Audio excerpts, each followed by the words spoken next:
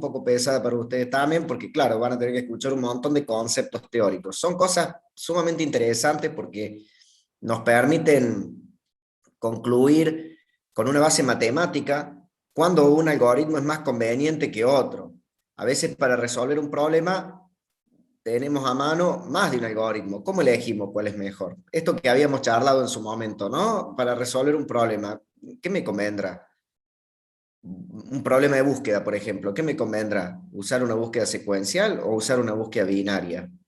Bueno, vimos a qué curva respondía cada uno y con eso tenemos un basamento matemático para decir, te conviene usar una búsqueda binaria si es que tenés la posibilidad de usarla, si es que el conjunto de datos tiene un ordenamiento por el campo que vos estás buscando.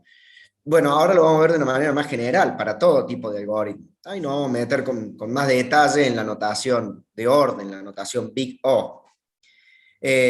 Bueno, aunque son temas bastante interesantes, entonces les decía, son temas de un orden teórico, con lo cual mucho código hoy no vamos a escribir, ¿está? Bueno, voy a apagar la cámara como hacemos siempre y les comparto pantalla. Denme un segundito que cierro acá un par de cosas que no nos van a hacer falta para que... Oh, denme un minuto, cerré sin querer el PowerPoint. Denme un segundo, por favor, que lo vuelvo a abrir. Abro de vuelta el PowerPoint, quise cerrar un par de cositas que tenía abiertas que no usamos y entre ellos PyCharm, porque hoy no lo vamos a usar y yo lo tenía abierto, lo estaba corrigiendo, y sin querer le apreté la crucecita al PowerPoint y lo cerré. Ahí lo busco de vuelta y lo abro. Bueno, ahí va.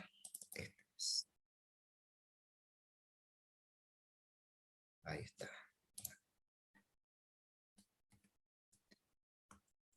Y denme un segundo que les comparto acá pantalla.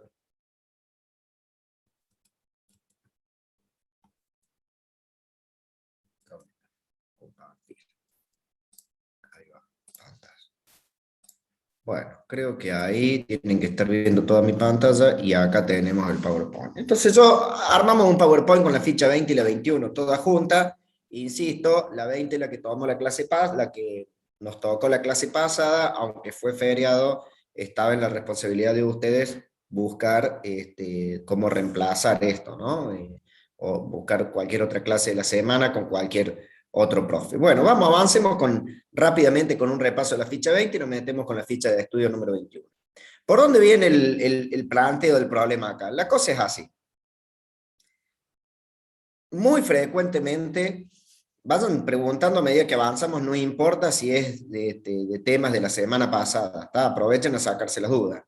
Muy frecuentemente nos encontramos con problemas que admiten más de una solución a nivel de algoritmos, digamos. Planteamos un problema y podemos encontrar más de un algoritmo que satisfaga la solución de ese problema.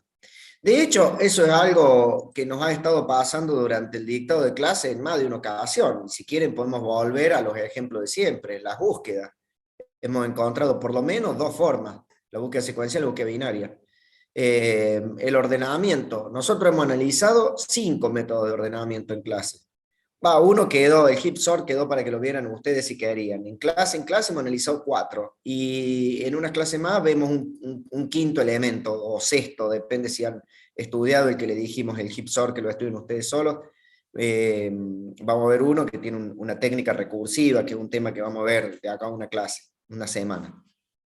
Fíjense que aunque nosotros hemos visto esos métodos de ordenamiento en particular, hay un montón de métodos de ordenamiento. Entonces, si el problema es ordenar un conjunto de datos, miren la cantidad de algoritmos que alcanzan la solución. Y también podemos pensar en el parcial, en los trabajos prácticos, cuántas veces programamos cosas diferentes, algoritmos diferentes, pensamos en algoritmos diferentes que solucionan el mismo problema de diferente manera. A veces uno es mejor que otro, a veces no, a veces son muy similares. Cuando vamos a evaluar si un algoritmo es mejor o no que otro, tenemos que ver, bueno, ¿qué evaluamos? Porque puede ser mejor en un aspecto y peor en otro. De esto hablaba la ficha 20, la de la semana pasada, ¿no? ¿Cómo comparamos dos algoritmos para saber si uno es mejor que otro? Bueno, lo primero que tengo que plantearnos es, ¿bajo qué condiciones uno es mejor que otro? ¿Qué priorizo? Hay muchos parámetros que priorizar. Los más comunes son el tiempo de ejecución, el uso de memoria. Y hay un tercer factor que se llama la claridad del código. Cuán clarito es el código, cuán escalable es ese código, cuán fácil es arreglarle cosas o agregarle funcionalidades nuevas. Pero de esos factores, la semana pasada nos fuimos quedando solo con el del tiempo de ejecución. Porque ocurre que la cantidad de memoria utilizada, por un lado, está un poco fuera del alcance de nuestra materia poder evaluar eso, porque necesitaríamos conocimiento que todavía no tenemos, que van a adquirir más adelante en la carrera. Y por otro lado, ha dejado de ser un factor de muy, muy alto peso, porque si bien la memoria sigue siendo cara, porque es cara de fabricar, fíjense ustedes cuánto valen poner 32 GB de RAM y eso es mucho más caro que poner 3 teras de disco. ¿tá? Entonces la memoria sigue siendo cara, pero no tan cara como hace un par de décadas atrás. Con lo cual, si bien tenemos ahí un recurso que es escaso, ya no es tan escaso. Es que es un factor que con el tiempo ha ido perdiendo un poco de peso. Respecto de la claridad de código, la semana pasada habíamos dicho, bueno, es un factor difícil de medir porque es muy relativo. El código que es claro para una persona no lo es para otra. Hay algunos software que ayudan a medir si nos estamos ajustando a las normas estándares de producción de software de algún eh, lenguaje en particular, pero no es algo que midamos dentro de nuestra materia tampoco. Y nos fuimos quedando con la medición del tiempo de ejecución. Augusto, decime. Yo me acuerdo que había leído en la ficha de que cuando querés menos tiempo de ejecución necesitas más memoria y viceversa, ¿no? A veces, no siempre, a veces tienen, lo que la ficha dice es que muchas veces hay una relación inversa. A veces algoritmos que priorizan una cosa dejan de priorizar otra. Y te doy un ejemplo, los usos de los cachés. Concretamente, ¿por qué cuando grabamos en un archivo Python internamente utiliza un caché en vez de ir a disco? ¿Se acuerdan de la instrucción flush? El Sí, m.flush. Bueno, ¿y por qué uso un caché? ¿Y por qué más rápido? Porque de esa manera, en vez de ir a disco a cada rato, va a disco de a tandas. Y entonces eso mejora el rendimiento, mejora la velocidad. Sí, pero utiliza memoria, porque ahora me monto un caché en memoria en vez de irme a disco. Entonces, muchas veces se cumple esta relación de que uso más memoria, ando un poco más rápido porque la memoria es muy rápida. Entonces yo me apoyo ahí, uso menos memoria, quizás ande un poco más lento. Pero no es una relación que se cumpla siempre. No tenemos garantía de que todos los algoritmos sean así. Y te doy un ejemplo. La búsqueda secuencial es más lenta que la búsqueda binaria y no usa ni más ni menos memoria. Es una búsqueda, tiene un ciclo. ¿no? Y la cantidad de variables que intervienen son más o menos la misma. No hay una diferencia muy grande en memoria. Quiere decir que a veces se cumple esta relación inversa entre esos dos parámetros, pero no siempre. No siempre. ¿Se entiende esto, Augusto, no? sí, sí. Bueno, ok. Bueno, ¿qué habíamos visto en la clase pasada? Habíamos empezado a ver esto de la notación Big O. Encontrábamos funciones para distintos algoritmos que de alguna manera esas funciones expresan cuántas operaciones un algoritmo hace para un caso en particular. ¿Por qué lo hacemos mediante una función que exprese la cantidad de operaciones que un algoritmo hace? ¿Por qué no decimos directamente este algoritmo demora 3 minutos y este demora 5? Bueno, es mejor el que demora 3. ¿Por qué no vamos a un valor absoluto y nos las complicamos con una función que mida la cantidad de operaciones? Lo que habíamos dicho la semana pasada es, bueno, porque el tiempo es relativo. En estos términos digo, el tiempo es relativo porque si yo mido un algoritmo en un determinado hardware, va a demorar más o menos que si lo mido en otro. Incluso si uso hardwares iguales, el sistema operativo puede estar haciendo cosas en una circunstancia y otras cosas en otra. Yo ejecuto una función en mi máquina en un momento y la vuelvo a ejecutar un rato después y no va a demorar exactamente lo mismo, porque es probable que el sistema operativo esté haciendo otras cosas. Más todavía, puede variar con el conjunto de datos. ¿Cuántas veces nos pasó? Sobre todo con los métodos de ordenamiento. ¿Se acuerdan de ese programa que habíamos hecho que vos ejecutabas, por ejemplo, generabas un vector aleatorio, lo ejecutabas con el método de la burbuja al ordenamiento, generabas otro vector aleatorio, lo volvías a ordenar con el método de la burbuja y te daba distinto tiempo? ¿Y por qué distinto tiempo? Y porque el conjunto de datos era distinto y se acomodaba más fácil o menos fácil. Eso puede pasar con cualquier algoritmo, no solamente con los métodos de ordenamiento. Entonces, medir el tiempo en términos absolutos es muy difícil. Es muy difícil. Además está esta cuestión. ¿Cómo vamos a medir ese tiempo? ¿En un caso que sea muy desfavorable para el algoritmo o en un caso que sea muy favorable? Por ejemplo, la búsqueda secuencial. Si el elemento que yo estoy buscando está muy adelante, lo va a encontrar rápido. Pero si el elemento que yo estoy buscando está muy atrás, lo va a encontrar lento, porque va a tener que recorrer todo el conjunto. Entonces, medir el tiempo en términos absolutos es muy difícil. Llegar a decir, este algoritmo es mejor que este otro, porque este demoró 3 segundos y este otro 5, es muy difícil. Bajo otras circunstancias de hardware, de utilización del sistema operativo, del conjunto de datos, etcétera, etcétera, el que demoraba 5 a lo mejor te pasa a demorar 2 y el que demoraba 3 a lo mejor te pasa a demorar 8.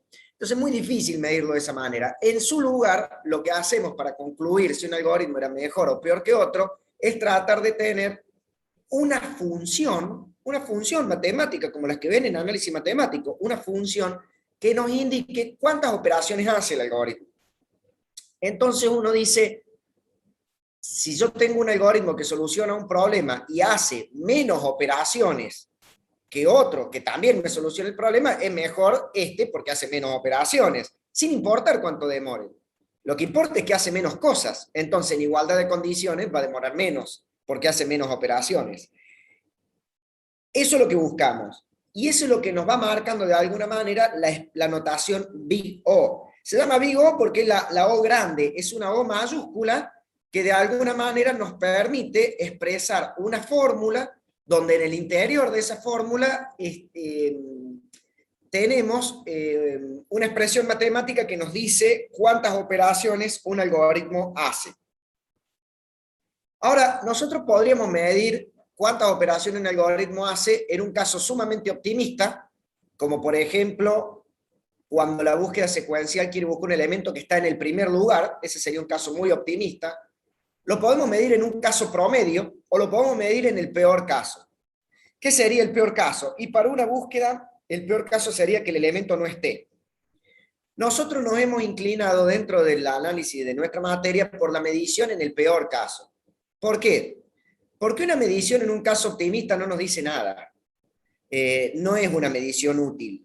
Que yo te diga, cuando se cumple en tal condición, el método de la burbuja hace una sola iteración porque se da cuenta por la bandera y corta, no te garantiza nada. Podés utilizar ese algoritmo creyendo que va a ser muy rápido y en un conjunto de datos se te va a comportar de una manera muy lenta. Así que ese análisis en un caso optimista prácticamente no sirve, porque sirve únicamente para comparar dos algoritmos cuando tengo el caso más favorable posible, pero no es lo que regularmente va a ocurrir. Lo que expresa una medición más justa, más apropiada, es la medición en el caso promedio. El caso promedio sería tomar varias mediciones y de alguna manera decir, bueno, en términos de una media, este algoritmo se comporta haciendo de esta cantidad de instrucciones y este algoritmo esta otra cantidad. Si quiero comparar dos, ¿no? Podría comparar dos o más de dos. Pero ¿qué ocurre con la medición en el caso promedio? Es difícil de hacer.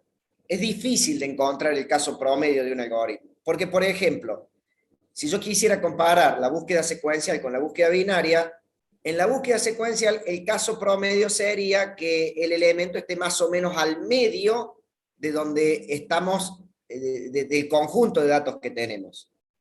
Pero en la búsqueda binaria, ¿cuál es el caso promedio? Que lo encuentre logarítmicamente más o menos a la mitad. No es tan fácil de comparar. Si uno quiere tener una medición exacta, se inclina por ese lado, pero no es lo que nos interesa dentro de nuestra materia. Y en general, dentro del análisis de algoritmos, no es muy frecuente, no es tan frecuente el análisis del caso promedio, aunque sí se utiliza porque es una medición un poco más justa. En su lugar, que utilizamos mucho y a qué le llevamos por ahí, a qué le damos más importancia dentro de nuestra materia, al análisis del peor caso. Porque el análisis del peor caso es más fácil de hacer y de alguna manera te indica, peor que esto, con este algoritmo no te va a ir. Y nos está diciendo bajo qué condiciones, nos está diciendo cuántas operaciones un algoritmo hace bajo la peor condición. Lo más lento que puede andar un algoritmo es esto. para un volumen de datos determinado. ¿Ah? Entonces, encontrar una función del peor caso es muy útil para comparar dos algoritmos. Porque esa función nos está diciendo, lo peor que te puede pasar con este algoritmo es tal cosa, y lo peor que te puede pasar con este algoritmo es tal otra, y me voy a inclinar por aquel que tenga una cantidad de instrucciones menor para el peor caso, asumiendo que también va a ser menor para los otros casos, porque lo peor que me puede pasar es eso que la expresión está indicando. Esa expresión nosotros hemos aprendido a encerrarla dentro de lo que es la notación Big O, que se escribía, repasando lo que vimos en la clase pasada, así como una O mayúscula y entre paréntesis una expresión. Y la clase pasada vimos varios ejemplos, cuando se trata de una función, de un algoritmo que responde a un orden lineal, cuando se trata de un algoritmo que responde a un orden logarítmico, cuando se trata de un algoritmo que responde a un orden a un orden cuadrático, o cuando se trata de un algoritmo que responde a un orden cúbico, o cuando se trata de un algoritmo que responde a un orden exponencial. Todos esos ejemplos vimos la clase pasada. Y terminamos construyendo una matriz como esta, donde tenemos diferentes funciones de orden. Esta es una función de orden constante, esta es logarítmica, esta es de orden lineal, esta que está aquí es de orden n por logaritmo de n, esta es cuadrática, esta es cúbica, esta es exponencial, y aquí habíamos construido como parte de esta matriz un ejemplo de cada una. Por ejemplo, para una función de orden constante, la inserción en un arreglo, el append, de eso habíamos hablado. Una función de orden logarítmico, la búsqueda binaria. Aquí tenemos el ejemplo, casos típicos. Una función de orden lineal, la búsqueda secuencial. Otros ejemplos, una función de orden n por logaritmo de n, un método de ordenamiento de los mejorados es de ese tipo. Funciones cuadráticas, los métodos de ordenamiento simple van a ser cuadráticos. Funciones de tipo cúbica, la multiplicación de matrices. La multiplicación, habíamos charlado de esto en la clase pasada, la multiplicación de matrices tal como ustedes la ven en álgebra.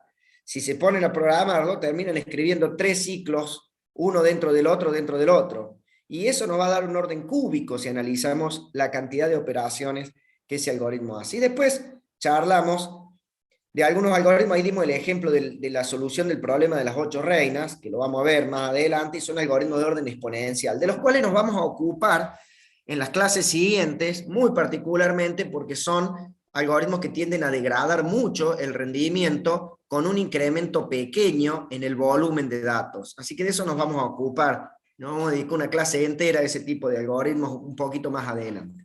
Y aquí habíamos hecho, como para ir cerrando la clase pasada, una comparación de los órdenes, escribiéndolo de izquierda a derecha los mejores y luego los peores.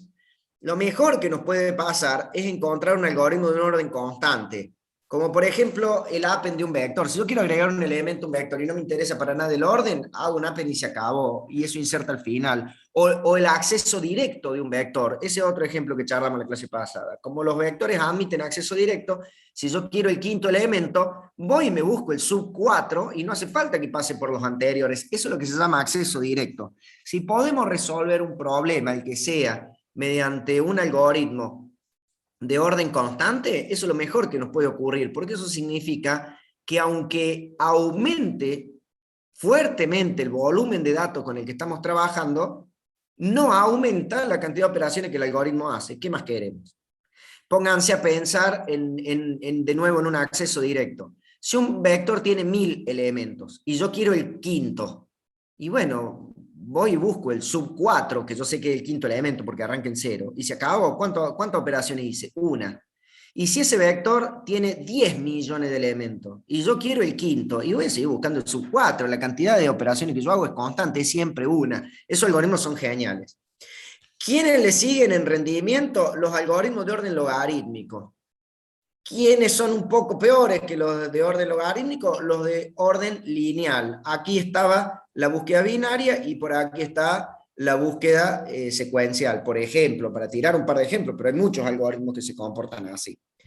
¿Quiénes son de orden n logaritmo de n? Bueno, ya es una curva más empinada. Vimos los gráficos la semana pasada, se los muestro de vuelta. Esta azul que está acá es la curva n logaritmo de n.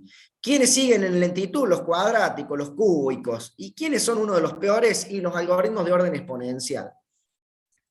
¿Por qué los algoritmos de orden exponencial son uno de los peores en términos de rendimiento? Porque como el volumen de datos, que habíamos llamado la clase pasada N, como el volumen de datos actúa como un exponente, eso significa que a un incremento pequeño en el volumen de datos corresponde a un incremento muy grande en la cantidad de operaciones que el algoritmo hace.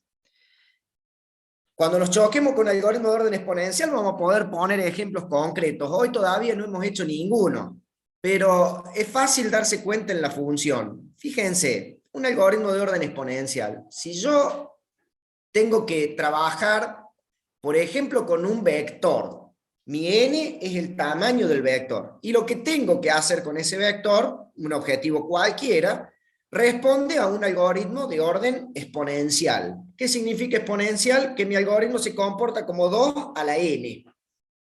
2 a la n. Ok, si se comporta como 2 a la n, significa que cuando yo tengo un vector de 10 elementos, lo peor que me puede pasar, porque este es el análisis en el peor caso, lo peor que me puede pasar es hacer 2 a la 10 operaciones. Calculen 2 a la 10, fíjense qué número le da. Ahora supongamos que en vez de 10 elementos es un poquito más grande, 12. Le agrego 2 elementos al vector. Eso significa que lo peor que me puede pasar es tener que hacer 2 a la 12. Bueno, hay nada más que 2 elementos de diferencia. 2 a la 10 era recién, 2 a la 12 ahora. Calculen 2 a la 12, resten ambos valores y se van a dar cuenta que el algoritmo creció muchísimo en la cantidad de operaciones que hace. ¿Ah? Bueno, son algoritmos con los que hay que tener muchísimo cuidado. El 8 reinas es uno de ellos, que ya lo vamos a resolver un poquito más adelante, y otros más que también vamos a resolver. Bueno, ¿se entiende? Esto fue lo que charlamos principalmente la clase pasada. Ahora, Augusto, te veía recién con la mano levantada, no sé si tenías otra pregunta para hacer. Sí, era que no entendí muy bien cómo funcionaban los de logaritmo. Eso no, ¿Lo de no, orden logarítmico? claro, cuando estaba leyendo no lo entendí muy bien. Bueno, ahí vamos, mira qué bueno que lo leíste. Esta curva que está acá es una curva logarítmica. Lo habíamos charlado un poquito, este mismo grafiquito, aunque no pertenecía a esa ficha de estudios, una vez me lo robé de acá y me lo traje cuando vimos la búsqueda binaria, hace un montón. Y, y les dije que lo íbamos a ver más adelante, con más detalle. Bueno, el más adelante es la clase de hoy.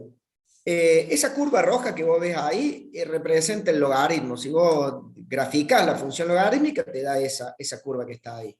¿Qué es un logaritmo? Un logaritmo en base de algo es cuántas veces podemos partir en algo una cantidad para llegar a la unidad. Por ejemplo, un logaritmo en base 2 me indica cuántas veces puedo partir algo en 2 y a una de las mitades volver a partirla en 2 y a una de las mitades volver a partirla en 2 para llegar a la unidad. Si yo agarro siempre le doy el mismo ejemplo, si yo agarro una varillita de madera de 1 metro y la mido en centímetros, voy a decir que tiene 100 centímetros.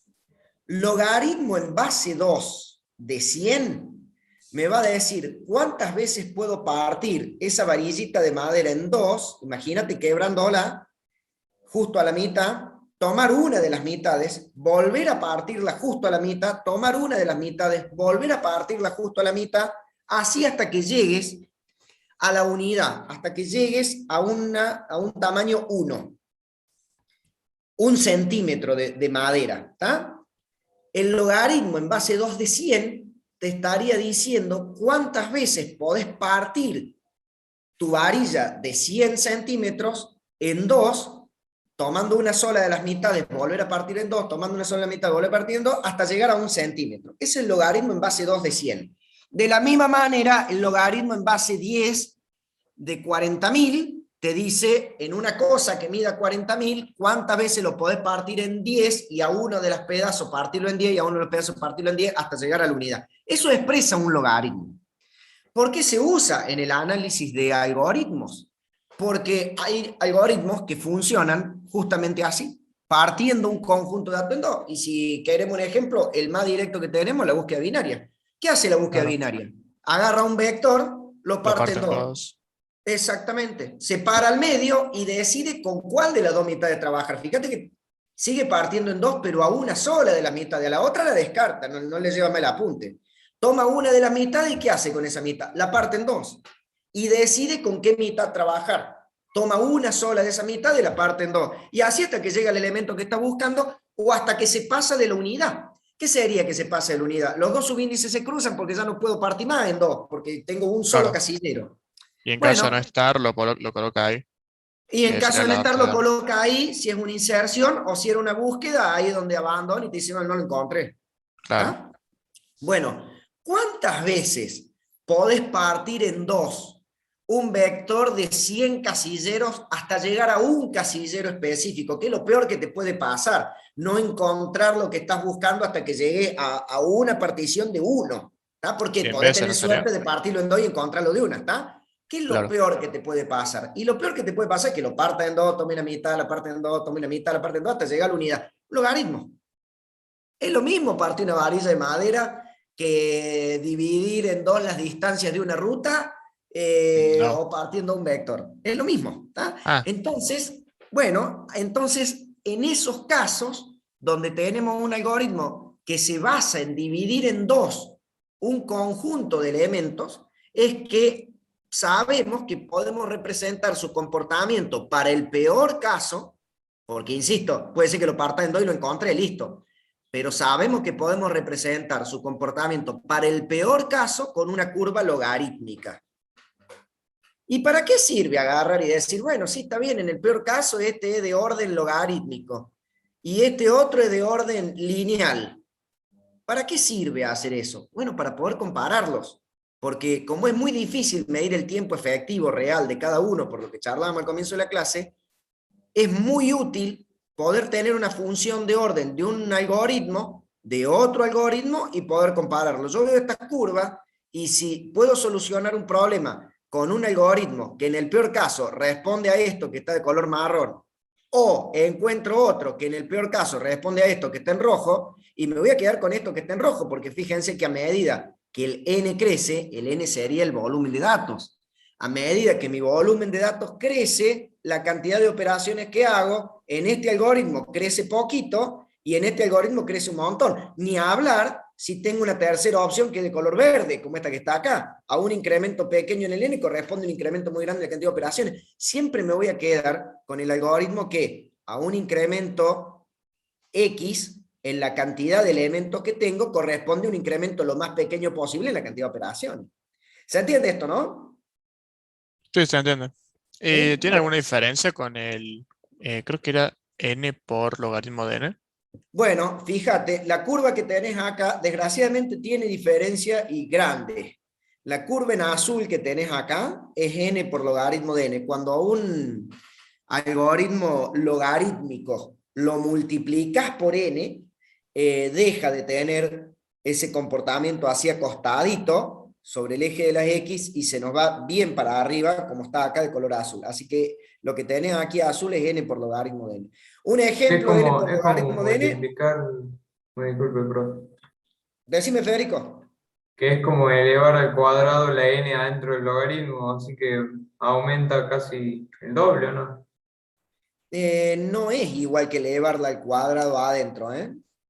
Porque no es n por n logaritmo, es n por logaritmo de n. Ah, bien, bien. Sí, es Bien, un bien, poco bien, sí. peor que elevarla al cuadrado dentro del logaritmo, porque el efecto incluso es más para arriba, es más todavía. Claro, claro, Sí, claro. así que un poco peor. Un ejemplo de un algoritmo de este tipo, el shell sort, miren, creo que estaba acá en la matriz esta que planteamos la clase pasada. Ya vamos con la clase de hoy, ¿no? Pero me interesan mucho todas estas preguntas porque ya van a ver, tienen muchísimo que ver con la clase de hoy, con la ficha 21. El quicksort, que todavía no lo vimos, es un algoritmo para el peor caso de n por logaritmo de n, ese es su orden. Y bueno, todavía no lo vimos, pero ¿saben por qué es de orden n por logaritmo de n? Porque lo que hace el quicksort es partir en dos es un método de ordenamiento, así que, el objetivo que persigue es ordenar, ¿no? Toma un conjunto de datos, lo parte en dos, lo vuelve a partir en dos, lo vuelve a partir en dos hasta que encuentra uno y decide dónde tiene que ponerlo a ese elemento para que quede ordenado. Así que hasta ahí va de orden logarítmico. Pero después, ¿qué hace? Da una vuelta en un ciclo externo, pasa al elemento siguiente y vuelve a hacer lo mismo. Y a eso lo hace n veces. Entonces, ¿qué termina haciendo? Termina haciendo, si el tamaño del vector es n, termina haciendo n veces un algoritmo logarítmico. Lo que hace por cada vuelta, por cada iteración, es logarítmico, pero no lo hace una sola vez. Lo hace una vez para acomodar un elemento, lo tiene que hacer de nuevo para acomodar el otro, lo tiene que hacer de nuevo para acomodar el otro. Entonces lo termina haciendo n veces, y de ahí surge la fórmula para el quicksort de n por logaritmo de n. Y lamentablemente ya no es tan bueno como esto, porque sería súper genial tener un método de ordenamiento así. De hecho, no se ha descubierto, no tenemos un método de ordenamiento así. Y pasamos a tener un método de ordenamiento así como está acá en azul, bien para arriba. Eso es n por logaritmo de n. Ahí tenemos un ejemplo concreto. Bueno, ¿se entiende esto, no? Claro, o sea, el logaritmo n o sea, n por logaritmo de n es como, funciona más o menos igual, pero con cada elemento sería. Como igual con cada elemento. O sea, funciona más o menos igual de dividir y dividir y dividir hasta encontrar el elemento y lo ordena Claro. donde debería ir y después pasa al siguiente y lo va ordenando así. Y Y vuelve a así. hacer lo mismo. Exactamente, sí, tal cual, Augusto. Y vuelve a hacer lo mismo. ¿Cuántas veces hace lo mismo? N veces. Claro, Entonces, como yo voy a hacer n veces una función logarítmica, ¿qué termino teniendo? N por logaritmo de n. Eso es lo que esa función matemática expresa, en el peor caso, cuántas operaciones hace el quicksort. ¿Se entiende? ya Y entiendo. fíjense, lo que está acá en rojo es de orden cuadrático. ¿Se acuerdan del método de ordenamiento simple, por ejemplo, no sé, la inserción directa, la selección directa que vimos primero? La selección directa tiene dos ciclos, uno dentro del otro. Entonces, el primer ciclo da n vueltas y el segundo también da n vueltas. Y como está uno dentro del otro, ¿qué termina ocurriendo? Termina ocurriendo que el ciclo chiquito da n vueltas y que el ciclo grande, por cada iteración, se vuelve a meter en el ciclo chiquito n veces. Entonces yo voy a hacer n por n operaciones. N del ciclo grande multiplicado por n del ciclo chiquito que está adentro. Eso es n por n. Y de ahí surge n al cuadrado. Entonces, por eso decimos que los métodos de ordenamiento simples tienen una función de orden cuadrática. Aquí en el gráfico no es mucha la diferencia entre una curva de n al cuadrado y de n por logaritmo de n. Pero ¿qué ocurre? Cuando la cantidad de elementos es muy grande, sí se hace grande la diferencia. Entonces, eso es lo que hace que un método de ordenamiento mejorado como el shell sort, que responde a algo similar a esto, ya lo vamos a analizar, o el quicksort, que responde exactamente a esto, ande mucho más rápido que una selección directa que responde a esto, a lo que está de color rojo. ¿Se entiende? Bueno, ¿por qué de orden cuadrático? Y por eso, porque nos quedó un ciclo dentro del otro y los dos dan n vueltas. Termino haciendo n por n vueltas. ¿Por qué la multiplicación de matrices yo digo que es de orden cúbico? Si la programan, fíjense cómo es el algoritmo que han hecho en álgebra para multiplicar matrices. ¿Vieron en álgebra la multiplicación de matrices, no? Creo que sí, iba en primer año eso. Sí, Sí, sí, sí, sí, lo sí. vemos. Bueno, pónganse a ver qué cosas hacen para multiplicar una matriz. Piénsenlo en términos algorítmicos, si quieren programenlo en Python, si tienen tiempo y ganas, pero si no, pónganse al menos a pensar en el algoritmo y van a ver que les queda 3 ciclos uno dentro del otro. El más chiquito da n vueltas, el del medio da n vueltas y el más grande también da n vueltas. En un ciclo dentro del otro, todos dando n vueltas, me lleva a hacer n por n operaciones. ¿Y eso qué es? Y eso es n al cubo. De ahí surgen las funciones de orden, de analizar el algoritmo. Bueno, de eso es justamente lo que tenemos que profundizar hoy. ¿Se entiende? ¿Sí? ¿Estamos hasta ahí? Ya entiendo. Bien. Siempre. Bueno, genial, genial. Bueno, vamos a profundizar entonces esos conceptos y así, acá sí arrancamos con la ficha 21. Entonces, ¿qué nos dice la notación Big O? Nos está indicando un límite superior para el comportamiento esperado de un algoritmo en cuanto al tiempo de ejecución o en cuanto a la cantidad de operaciones que el algoritmo hace. También podría ser en cuanto a otro parámetro, porque también se puede construir una función big O del uso de memoria, que estaría indicando en el peor caso cuánta memoria uso. Pero nosotros vamos a entrar en la cantidad de operaciones, ¿no? Que de alguna manera es una medición del tiempo de demora de un algoritmo.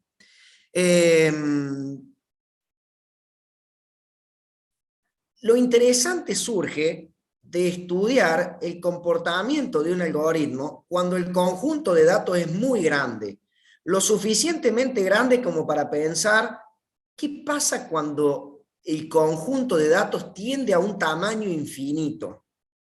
¿A qué se hace asintótico? ¿Para qué lado se pega? Si yo me vengo para acá, estas funciones, claro que me pueden servir para decir, bueno, ¿cuántas operaciones hago cuando tengo 6 elementos? Y evalúo la función con n igual a 6 y me dice cuánto. Y esta también. Pero fíjense una cosa, si yo veo toda la tendencia de la función y me imagino un n muy grande, un n tendiendo a infinito, la función me está diciendo a qué valor se pega, a qué se hace asintótico. La función logarítmica allá en el infinito se hace asintótico a un valor y la función lineal no, se va para arriba, y la función exponencial se va para arriba pero de otra forma, pegándose más sobre el eje de las y.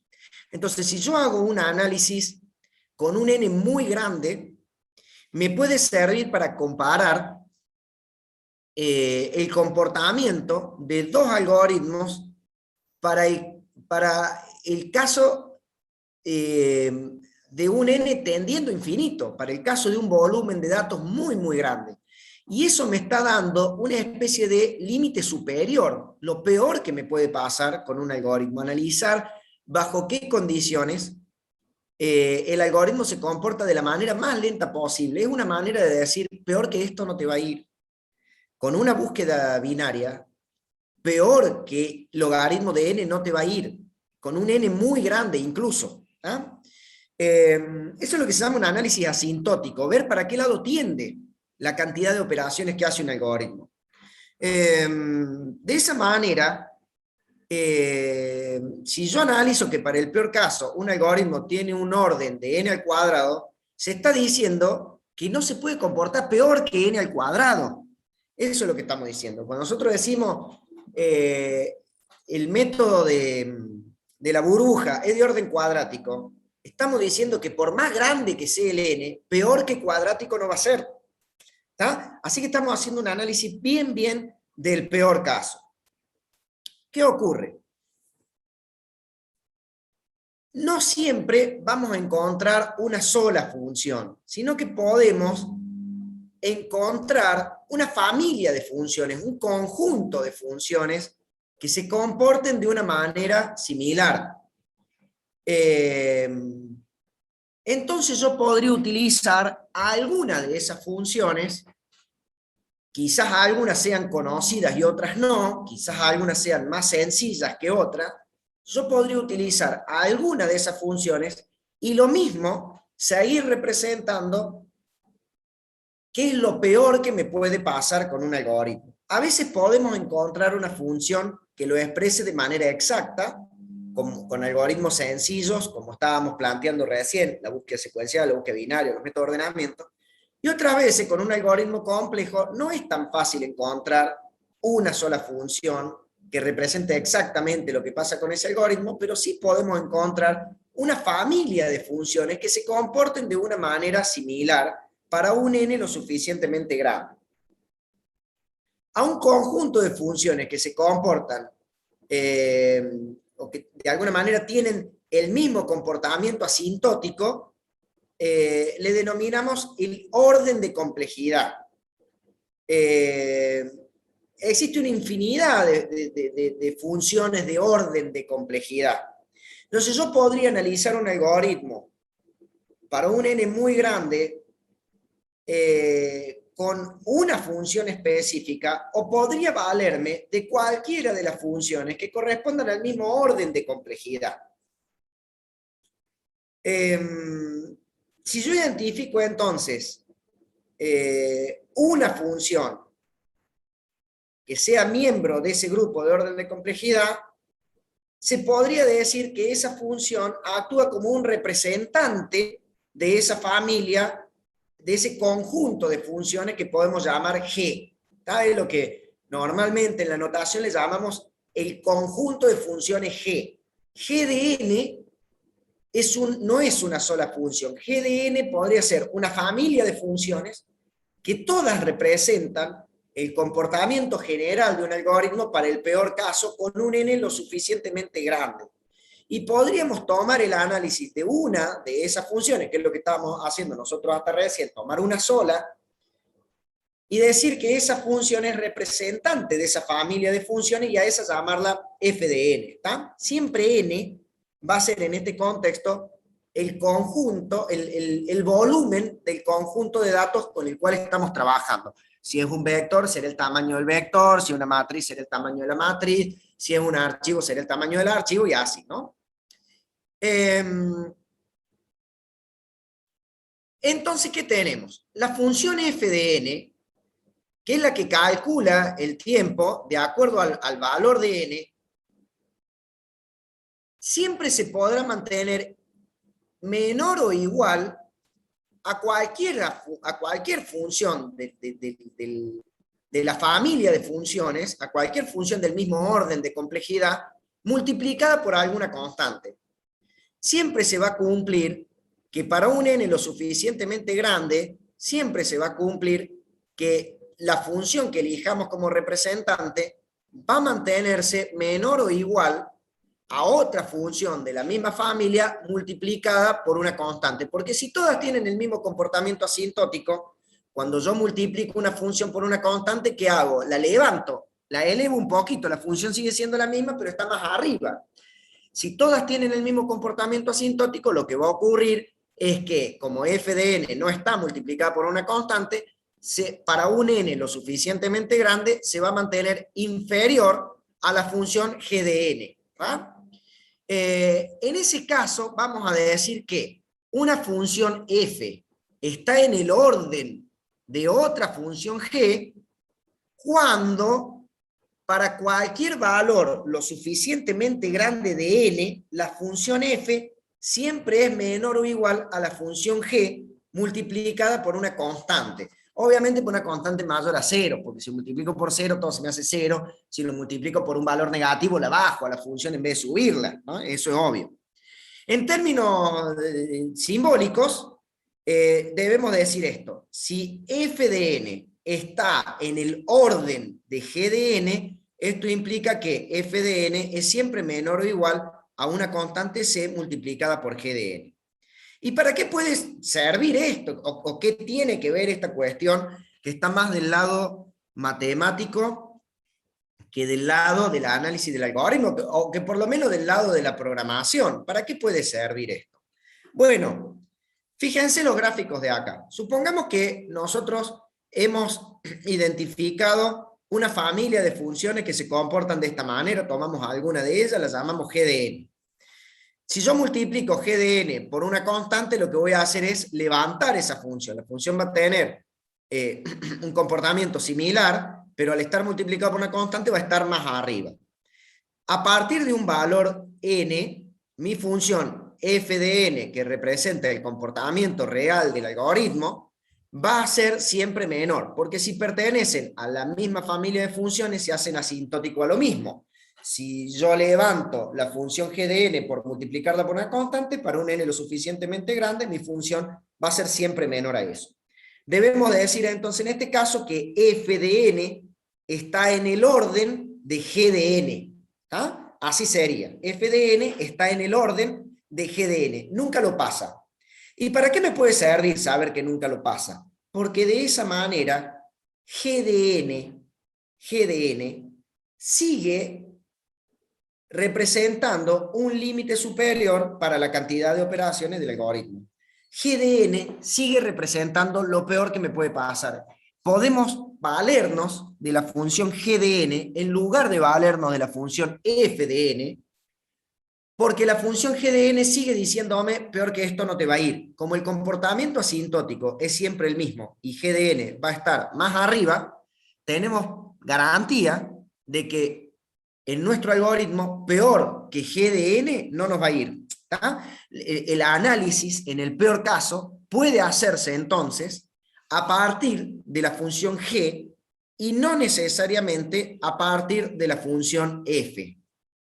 ¿Y para qué puede servir hacerlo a partir de la función G en vez de hacerlo a partir de la función F? Bueno, ahora lo vemos. En principio, lo que tenemos, ahí les contesto las dudas, denme un segundito, así cierro esta idea de acá. En principio lo que tenemos, ya vamos a ver para qué sirve, ¿no? Pero en principio lo que tenemos es que, planteado de esta manera, la función G sigue siendo una función que varía de una manera similar a F, pero que está siempre más arriba. Entonces, ¿qué implica la expresión orden del G de N? Implica dos cosas. Que hay una familia de funciones cuyo comportamiento es caracterizado por el comportamiento de la función G, G de N, y lo otro es lo que se conoce como un orden de complejidad. ¿Tá? G de N sería una de las funciones de una familia de funciones que se comportan asintóticamente de la misma manera. Ya vamos a ver para qué puede servir. Decir, bueno, está bien, si en vez de valerme de la función de orden, que es lo que vimos hasta la clase pasada, ¿para qué voy a querer una familia de funciones? ¿Y para qué voy a querer tomar una de esas funciones, multiplicarla por una constante y saber que siempre, aunque asintóticamente tienden a lo mismo, siempre la que yo multipliqué por una constante va a estar más arriba? Bueno, ahora vamos a ver para qué. Todavía no hemos hablado del para qué, estamos diciendo qué ocurre. ¿Tá? Decime, Franco, te veo ahí con la mano levantada.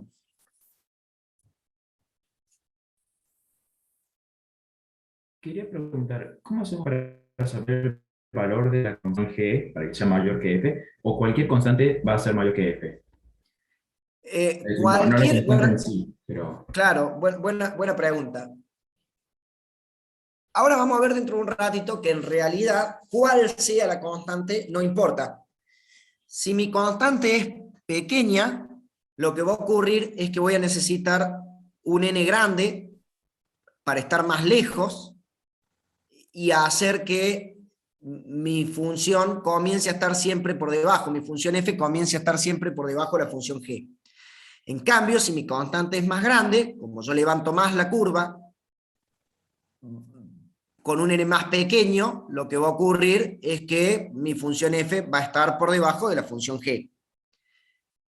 Pero en realidad, como el análisis lo vamos a hacer para un n muy grande, incluso tendiendo a infinito, porque lo que queremos averiguar es qué es lo peor que nos puede pasar con un algoritmo, cuál sea la constante en definitiva, no tiene demasiada importancia, porque allá en el infinito asintóticamente se comportan de la misma manera. Entonces, si yo me imagino un n muy grande tendiendo a infinito, por más pequeña que haya sido mi constante, va a haber levantado la curva G lo suficiente como para que en algún punto, no sabemos cuál, pero sí tenemos garantía de que en algún punto supere a la función f.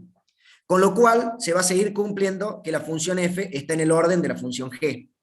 Entonces, en definitiva, como uno quiere hacer un análisis para un n muy grande, cuál sea la constante, si la constante es un 5, un 8 o un 3, no tiene importancia. Lo que sí tiene importancia es darnos cuenta que tarde o temprano vamos a poder encontrar un n lo suficientemente grande para que mi función f supere a la función g y que a partir de ahí esté siempre por encima. Perdón, la función g, dije mal, la función g supere a la función f y a partir de ahí esté siempre por arriba. Y eso es lo que nos permite afirmar que la función f está en el orden de g. Que está en el orden significa se comportan asintóticamente de la misma manera, pero siempre g está por arriba. ¿Se entiende? No importa en sí cuál sea la constante, si al análisis lo queremos hacer para un n muy grande, incluso cerquita del infinito. ¿Se entiende esto, no? ¿Se entiende? Sí, gracias. Bueno, como ven, es un análisis más del lado de la matemática que del lado de la programación. Ahora le vamos a encontrar un poquito el sentido, ¿no?, a la cuestión. Augusto, decime. Bueno, son varias. Dale. La primera era, o sea, que sea que F es del mismo orden que G. Creo que ya lo entendí. O sea, que sea el mismo orden significa, por ejemplo, que tengan dos ciclos y así, ¿o no? No estamos hablando en principio, Augusto, del algoritmo en sí, estamos hablando de la función. Suponete que encontrás un algoritmo que se comporta con una determinada función. No pienses en un algoritmo sencillo porque ahí este análisis de encontrar una familia de funciones no tiene utilidad, porque si yo sé que un algoritmo se comporta de un orden cuadrático y se acabó. Pensé en un algoritmo muy complejo, donde quizás visto de una forma se comporta con una función. Imagínate escribiendo una función compleja, polinómica, y visto de otra forma, otro matemático lo analiza y encuentra otra manera, otro polinomio, pero diferente, y otro encuentra otra función con términos distintos. Si asintóticamente se comportan todas de la misma forma, en definitiva lo que estamos encontrando es una familia de funciones que como asintóticamente se comportan todas de la misma manera, es decir, cuando un n tiende a infinito terminan comportándose todos de la misma forma, forman parte de la misma familia de funciones y todas pueden ser una expresión del orden del algoritmo. Si yo tomo una de esas funciones y la multiplico por una constante, la elevo sobre las demás. Entonces las demás van a quedar abajo de esa para un n lo suficientemente grande. Y esa función me va a estar dando el techo. Esa función es la que me va a estar diciendo, peor que esto no te va a pasar. Me sigue dando la expresión del peor caso. ¿Se entiende? Claro, o sea, el máximo que sería Gn es como el peor caso que el máximo número que tiene infinito. El peor caso, exactamente, cuando tendemos a infinito. Así es, así es. Ahora vamos a ver para qué puede servir hacer esto, ¿no? Bueno, ahora lo vemos. Y la otra era sobre, bueno, la afirmación anterior, que no había entendido muy bien a qué significaba, creo que el texto de acá, que decía que si f es de orden g, entonces podemos encontrar al menos un valor o un valor constante c mayor a 0, hasta que a partir de que ese número, n cero los valores de g multiplicados por c serán siempre mayores a g. Eso no lo entendí muy bien, porque acá se Bueno, ve de que g, de que f es como mayor a g. sí, f es mayor a g, pero por eso te habla de encontrar una constante que multiplicando a la función g, la eleve de manera tal que a partir de un determinado n, imagínate un n muy grande, a partir de un determinado n siempre la cantidad de datos que tenemos, ¿no? El volumen Sí, del sí, algoritmo, que a partir de un determinado n, la función g multiplicada por esa constante, c por g de n, supere a f y a partir de ahí f no la supere, no la vuelva a pasar más, digamos que no se vuelvan a cruzar. Eso es lo que las vuelve asintóticas. ah, Fíjate que entiendo. está hablando no de g de n, sino de c por g de n. Claro, entonces, por ejemplo, si f es mayor a lo que genera Gn, lo tenemos que multiplicar para que eso no pase. Exacto, si f de n es una curva.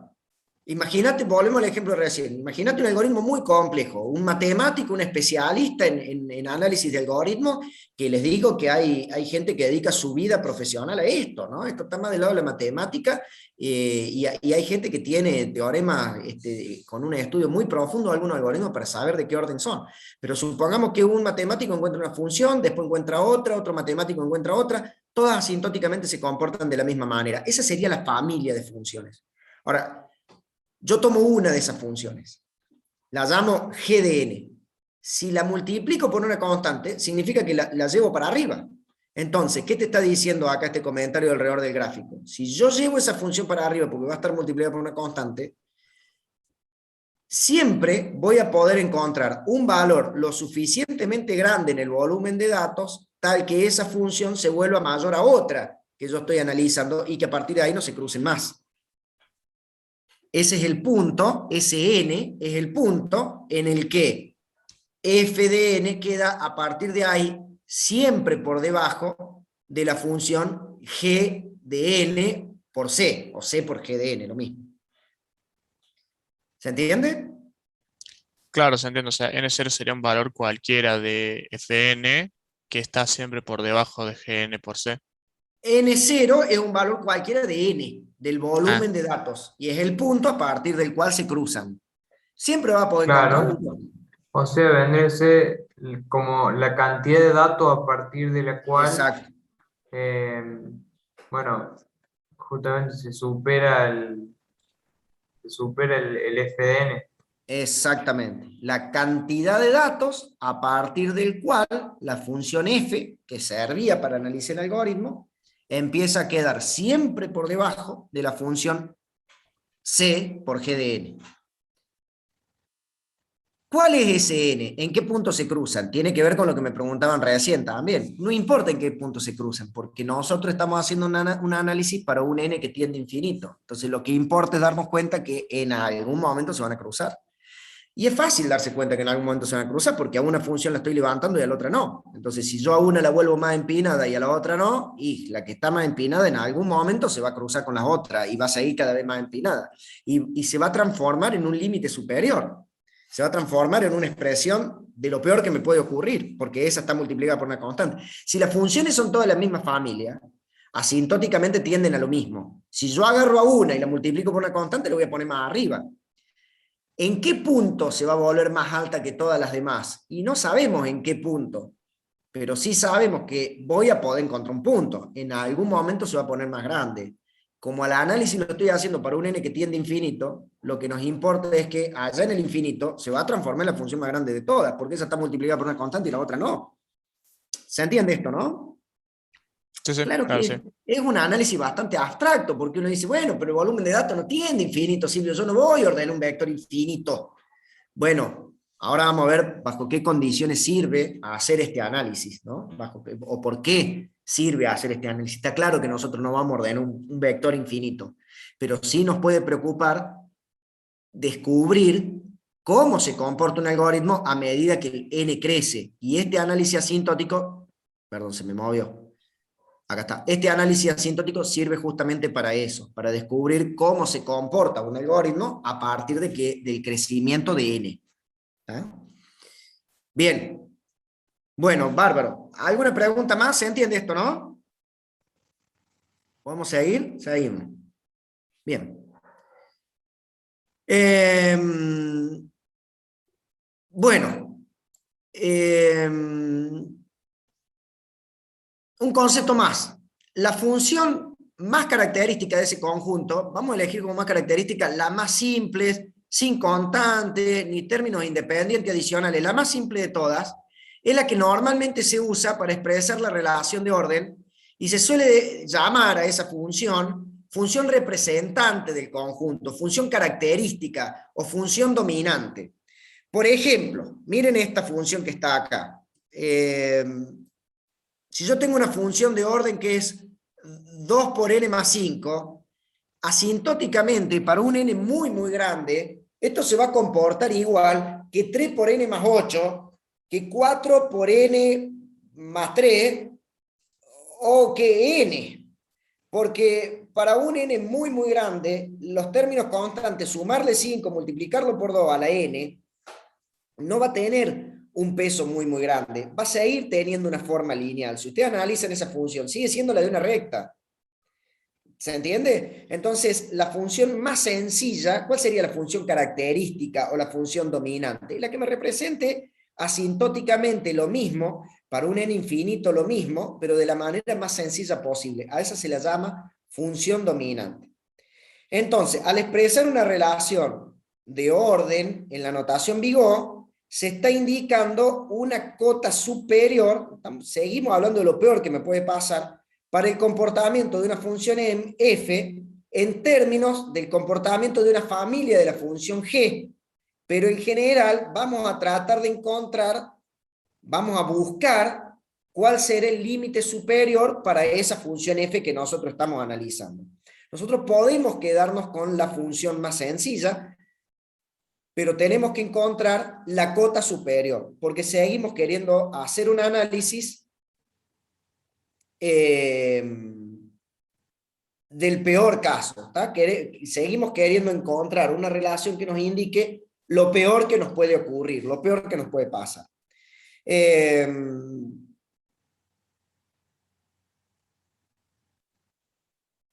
Hay toda una cuestión, como les decía recién, hay toda una disciplina atrás de esto, hay toda una disciplina científica atrás de esto de tratar de encontrar cuál es la función de orden para un algoritmo en particular. Como les decía hace un ratito, hay gente que dedica su vida profesional a esto. Obviamente nosotros en AED no vamos a salir expertos en funciones de orden, pero sí podemos hacer este análisis para tratar de entender mejor el orden de los algoritmos con los que normalmente estamos acostumbrados a trabajar. Y hay algunas consideraciones prácticas que nosotros podemos tener en cuenta sin volvernos científicos de esto, sin volvernos especialistas en el análisis de orden de complejidad.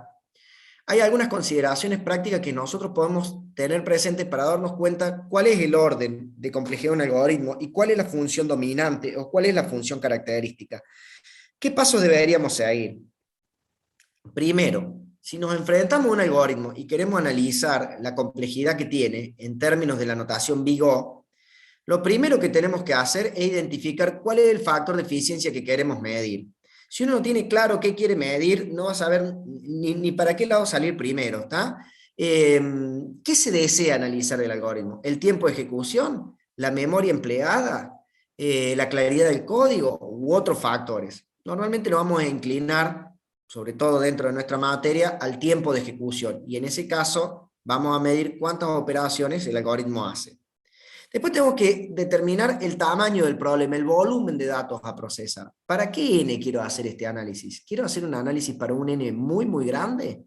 ¿O en realidad no estoy frente a un problema con un n lo suficientemente grande? Identificar cuál es el volumen del problema y también identificar cuál es la variable que me dice el volumen del problema. Porque si yo quiero procesar un vector, es fácil darse cuenta que el volumen del problema viene dado por el tamaño del vector. Si yo quiero procesar un archivo, es fácil darse cuenta que el volumen del problema viene dado por el tamaño del archivo.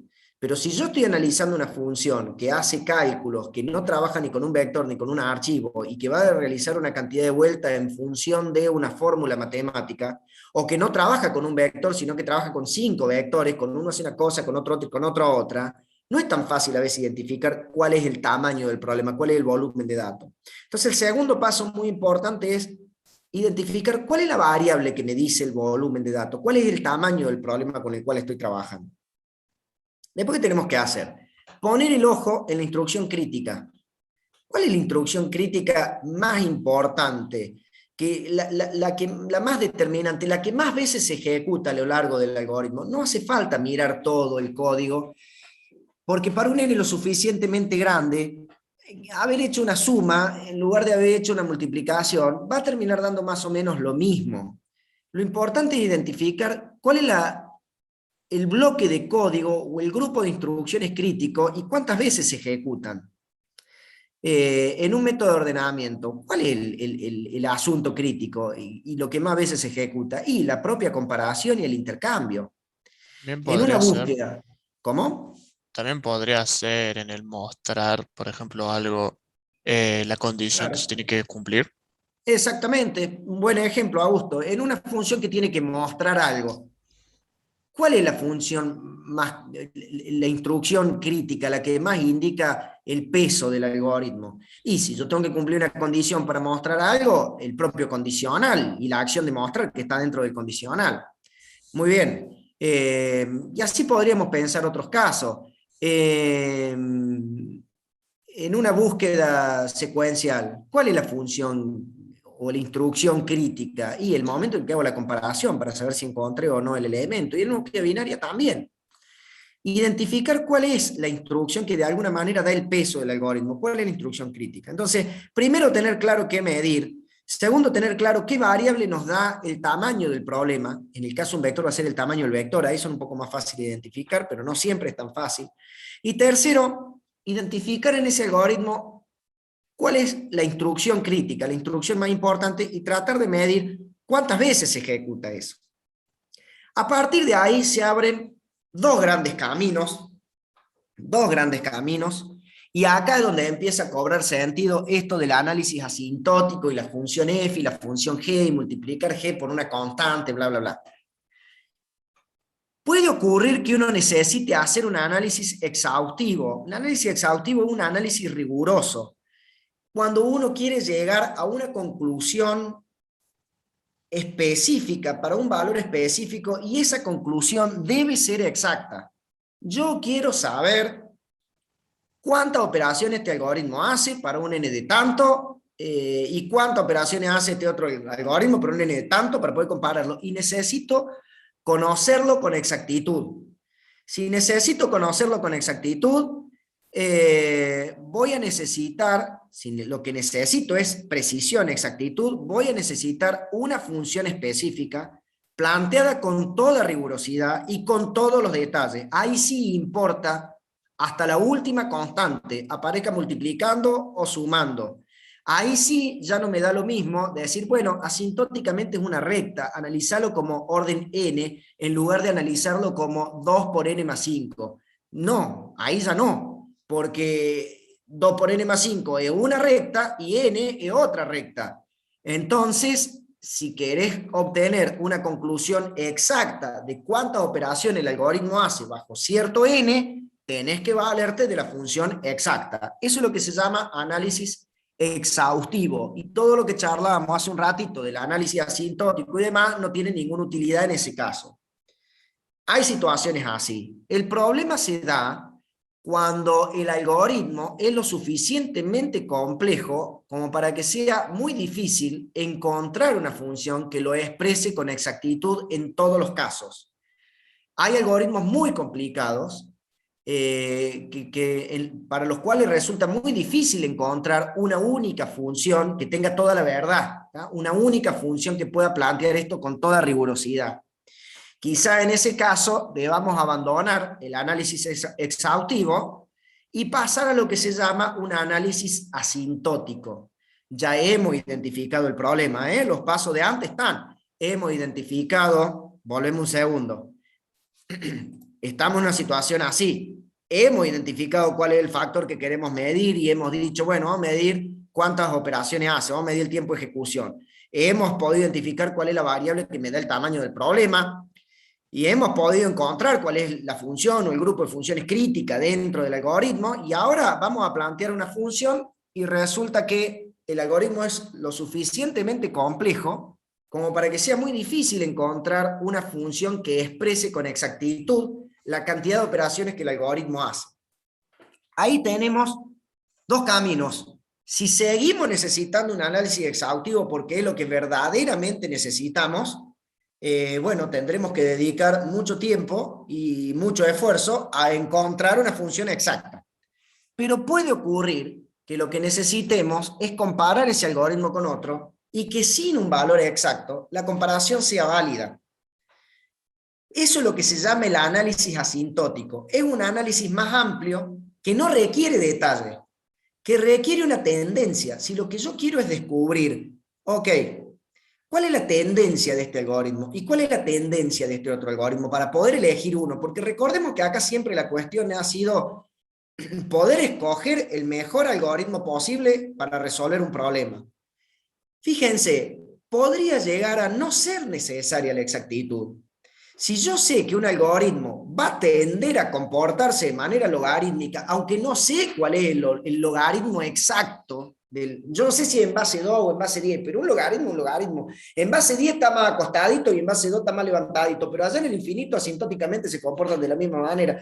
Y si yo sé que el otro algoritmo es de orden cuadrático, y bueno, va a ser de orden cuadrático con una constante más o con una constante menos, es más, para un n lo suficientemente grande, que sea cuadrático, que sea cúbico, me da más o menos lo mismo. La tendencia es la misma. Me voy a quedar con el que asintóticamente se comporta más parecido a un logaritmo, porque yo sé que esa curva va más abajo y sé que ese algoritmo va a hacer menos operaciones que el que es parecido a un cuadrático, asintóticamente cuadrático. Está bien, no voy a saber cuál es la función exacta, no voy a tener una conclusión concreta, no voy a obtener un análisis exhaustivo, pero conocer la tendencia y encontrar al menos una familia de funciones, poder multiplicar una de ellas por una constante para que me dé un techo, me está indicando cuál es la tendencia general de ese algoritmo y me está sirviendo para compararlo con otro y poder encontrar el mejor. Eso es lo que se llama análisis asintótico. Y para eso sirve lo que vimos recién. ¿Qué tal si es muy difícil encontrar la expresión de orden de un algoritmo y yo necesito compararlo con otro? Bueno, quizás pueda encontrar funciones aproximadas y hacer un análisis de la tendencia general de ese algoritmo. O tomar una de esas funciones, la función dominante, la más sencilla, multiplicarla por una constante, sé que el algoritmo peor que eso no va a ser, y como un análisis aproximado, como un análisis aproximado del comportamiento del algoritmo, me va a seguir sirviendo. Bueno, eso es lo que se llama análisis asintótico. Si vamos por el análisis asintótico, podemos tomar algunos atajos. Fíjense lo que dice acá. Si ya se tiene una expresión exhaustiva, podría ser que la tengamos y lo mismo querramos hacer nada más que un análisis asintótico, tendríamos que identificar cuál es el término dominante de esa y usar solo ese término. Por ejemplo, supongamos que tenemos una función y hemos descubierto que un algoritmo es de n al cubo más n al cuadrado. Y el término más pesado ahí es n al cubo. Allá en el infinito, para un n que tienda al infinito, el valor de n al cuadrado es despreciable comparado con el valor de n al cubo, con un n lo suficientemente grande. Entonces, si vamos por el lado de un análisis asintótico, aunque tengamos una función exhaustiva, podemos simplificarle esa función y quedarnos con el término más pesado y hacer el análisis solamente con el término más pesado. Si no se tiene una expresión de una fórmula exhaustiva, que estamos en la situación que planteábamos hace un ratito, no hemos podido encontrar una expresión exacta, podemos identificar de manera general la estructura del algoritmo que contiene la expresión crítica y deducir una fórmula intuitiva. Y uno me puede decir, Silvio, pero esto es totalmente subjetivo, es pura intuición. Sí, pero yo no estoy queriendo hacer un análisis exacto, estoy queriendo ver la tendencia. ¿Qué sería analizarlo de manera intuitiva? Y el algoritmo es una maraña de cosas, es muy complicado, pero yo me doy cuenta que tiene un ciclo dentro de otro, que la función crítica quedó dentro del ciclo chiquito, y entonces asintóticamente se va a comportar de una manera cuadrática. Todo lo otro, con un n muy grande, con un n infinito, va a ser menor que eso. Si yo me doy cuenta que el algoritmo es muy complicado, pero que la lógica general se basa en dividir un conjunto en dos, se va a comportar de una manera logarítmica. Y si alguien me dice, bueno, pero no está claro si lo divide en dos. Hay situaciones que lo dividen en dos, hay situaciones que lo dividen en tres, hay situaciones que lo dividen en 10, y para un análisis exhaustivo no te sirve, tenés que encontrar el logaritmo correcto. Logaritmo en base 2, logaritmo en base 3 o logaritmo en base 10, porque no es lo mismo. Pero si querés hacer un análisis asintótico para ver la tendencia del algoritmo, cualquier logaritmo allá en el infinito se comporta asintóticamente a lo mismo. Entonces se puede analizar la tendencia del algoritmo viendo la forma general, tratando de encontrar cuál es la instrucción crítica y tratando de ver superficialmente qué estructura contiene a esa instrucción crítica. ¿Está? Eso es lo que se llama análisis asintótico. ¿Y qué atajos podemos tomar si vamos por ese análisis aproximado, por ese análisis asintótico que no tiene por objetivo de decir cómo se comporta un algoritmo de manera exacta, sino cómo se comporta de manera aproximada? ¿Cuál es el techo? Bueno, lo primero que podríamos hacer es despreciar las constantes dentro de la expresión de orden. Salvo en la situación en la que estemos como un exponente de un término dominante, porque decir n al cuadrado en el infinito es más o menos lo mismo que decir n al cubo, pero no es más o menos lo mismo que decir n, y ahí sí hablamos de una constante, un 2 o un 3. ¿tá? Pero por ejemplo, decir n al cuadrado más 3, con un n lo suficientemente grande, el más 3 esté o no esté, no me varía la tendencia del algoritmo, y como yo estoy queriendo analizar nada más que una tendencia, puedo despreciar los términos constantes y caer en una fórmula más simple, en una función más simple. No preocuparse por identificar la base del logaritmo. Esa es otra recomendación. Si nosotros nos damos cuenta que el algoritmo en general se comporta de una manera logarítmica, para un análisis preciso, exhaustivo, sí es muy importante descubrir cuál es la base de ese logaritmo. Pero para un análisis de tendencia general, para un análisis asintótico, expreso la función como logaritmo de tanto, logaritmo de n, siendo n el volumen de datos, no importa la base. ¿Por qué me importa si el análisis lo estoy haciendo para saber nada más que la tendencia? Quizás haya abajo de esto una familia de funciones g de n, logaritmo en base 2, logaritmo en base 3, logaritmo en base 4, logaritmo en base d, y la base es una pequeña función que a veces se comporta de una manera, a veces de otra. No tiene importancia si el análisis no es exacto. Si el análisis no es exhaustivo, puedo despreciar la base del logaritmo y simplemente plantear una función que me diga, o una expresión de orden que me diga, este algoritmo se comporta de manera logarítmica. Eso es un análisis aproximado, un análisis asintótico. Y hay muchas situaciones en las que sirve, y realmente realmente es importante que haya situaciones en las que esto sirve, porque nos libera de hacer un análisis exacto, que a veces es muy complejo de hacer, solo para ver cómo se comporta en términos generales un algoritmo. Supongamos que yo estoy calculando algo crítico, no sé, el ángulo de reingreso de una cápsula espacial a la atmósfera, tiene que ser preciso, exacto, porque si le erro por 2 grados, los quemo y los mato a todos. Yo no puedo agarrar y decir, bueno, hago un análisis asintótico, este algoritmo da un poquito más, este un poquito menos. No. Seguramente en una situación crítica como esa, voy a necesitar hacer un análisis exhaustivo y quedarme con el mejor algoritmo, sobre todo si el tiempo que tengo para ejecutarlo es mínimo. Ahora, si yo estoy simplemente queriendo saber si un método de ordenamiento o un método de búsqueda es mejor que otro, lo doy con el caso método de búsqueda porque es una situación a la que no hemos enfrentado dentro de nuestra materia varias veces. Hace falta saber exactamente cuál es la constante que multiplica a tal función. Si yo sé que un método se va a terminar comportando de una manera cuadrática y el otro se va a terminar comportando de una manera logarítmica, solo con saber que uno de ellos se comporta de manera logarítmica y el otro cuadrático, me voy a quedar con el que se comporta de manera logarítmica. El resto no me hace falta, puedo descartar el otro algoritmo inmediatamente. ¿Se entiende, no? Eso es el análisis asintótico. Y fíjense que nos libera de encontrar funciones precisas. Bueno, tenemos acá una tablita que de nuevo nos vuelve a decir cómo se comportan en general de manera asintótica muchos de los algoritmos que hemos visto. El método de la burbuja, el método de la selección directa y el método de la inserción directa, para el peor caso, todos se comportan de manera cuadrática. Y ahí yo sé que me van a decir, no, para Silvio, pero nosotros hemos encontrado tiempos de diferencia ordenando vectores grandes con ese experimento que hicimos en su momento en esa clase y no demoraban lo mismo. Bueno, pero porque esta expresión no te está diciendo cuánto demoran, ni tampoco te está dando un análisis exhaustivo. Te está diciendo que en términos generales, para un n lo suficientemente grande, se van a juntar todos. Allá en el infinito, para un n que tiende infinito, la burbuja, la selección directa, la inserción directa me dan lo mismo. No es un análisis exhaustivo. ¿Está? El quicksort, para el peor caso, se comporta como de orden cuadrático. Y en un caso promedio se comporta como n por logaritmo de n, que es el método de ordenamiento que nos está faltando ver.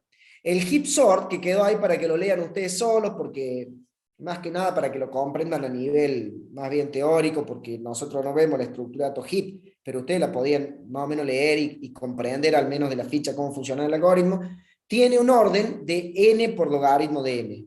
No es exactamente así, porque además con variaciones en el conjunto de datos podemos encontrar pequeñas variaciones en el comportamiento del método, pero de manera asintótica se comporta como n por logaritmo de n. Y el shell sort que hicimos en clase se va a comportar como n a la 1,5 con la implementación de clase. ¿Se acuerdan que en el shell sort uno de los factores más importantes era cómo elegíamos los pasos? El tamaño del H y la cantidad de H's. ¿Se acuerdan de eso? Porque el método del shell sort te propone hacer cambios a distancias largas. Entonces, parte de la complejidad de ese método es justamente, bueno, cuántos H's elijo y de qué tamaño y con qué algoritmo lo elijo. Con la implementación que vimos en clase, en el peor caso se termina comportando como n a la 1,5. Con otras implementaciones se puede comportar de otra forma. Pero ¿es exactamente n a la 1,5? No. Es un análisis asintótico. Sabemos que se hace asintótico a eso. Y sirve para poder compararlo con otras implementaciones. Eso en definitiva lo que sirve, ¿está? Federico, decime. Ahí, por ejemplo, con el shell sort, si quisiéramos hacer un análisis exhaustivo, importaría el valor de H. Exactamente. Pero para hacer el otro tipo de análisis, el asintótico, es solo el comportamiento. Es solo el comportamiento general. Ahí hago una pequeña salvedad, Federico, porque el shell sort es un método muy complejo donde las formas de determinación del H son en algunas Sí, situaciones se pueden sí. volver muy complejas, ¿no? Sí, sí, que Eh, habíamos visto que ni siquiera había una forma todavía de saber cuál es, era la mejor forma de exact- determinar el H. exactamente, no tenemos una fórmula universal para el cálculo del H. En algunas circunstancias mejor una, en otras otra. Con los H que nosotros dijimos, esto asintóticamente se comporta como n a la 1,5. Podríamos plantear otros H y ver que en términos generales se hace asintótico a n a la 1,5 y entonces concluir que son más o menos lo mismo. Aunque después uno lo pone a andar y para un n específico, para un vector específico, encuentra pequeñas diferencias de tiempo de comportamiento, ¿no? O podríamos encontrar, che, a ver, hacemos un análisis y con esta forma de calcular el H se comporta como n a la 2,5 y es mejor la otra forma entonces. ¿Ah? Ese es el análisis asintótico, eso es justamente el análisis asintótico. Bueno, Augusto, decime. No, era para ver si lo estaba pensando bien, de que el contexto exhaustivo es todo más hecho a la fórmula y para intentar determinar cuáles son los valores de cada parte de la fórmula, mientras Sí. que el asintótico es como a rasgos generales cómo actúa el algoritmo, ¿no? Exactamente, así es. En el conteo exhaustivo, lo que te va a preocupar es encontrar una fórmula que represente con absoluta precisión cómo se comporta el algoritmo. Que yo pueda evaluar esa función en un punto y decir cuánto me da. Que yo pueda entrar con un valor de n a esa función, por ejemplo, con un n igual a 20, evalúo la función y me da 200. Eso indica exactamente que cuando el volumen de datos sea 20, el algoritmo va a hacer 200 operaciones. Ese es el análisis exhaustivo. El análisis asintótico no te sirve para eso, porque no es precisa la función, pero sí te sirve para saber cuál es la tendencia general del algoritmo. Sí te sirve para decir, che, este algoritmo se comporta de manera exponencial, este algoritmo se comporta de manera cuadrática, y quédate en el cuadrático, que mejor.